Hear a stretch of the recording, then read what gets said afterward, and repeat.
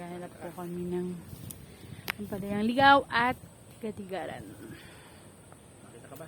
Nakakita ko eh. Pampalaya ligaw yan. Para rin ang palaya ano.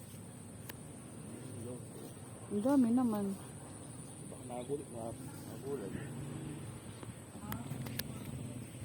Maganda yun sa mga dry cup.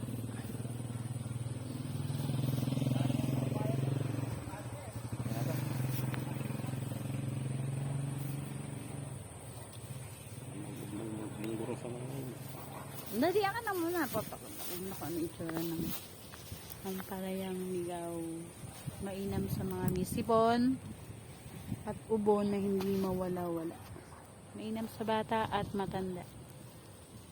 Sa bata ipapais lang ano, kahit ano, limang dahon or kakatasin papainom.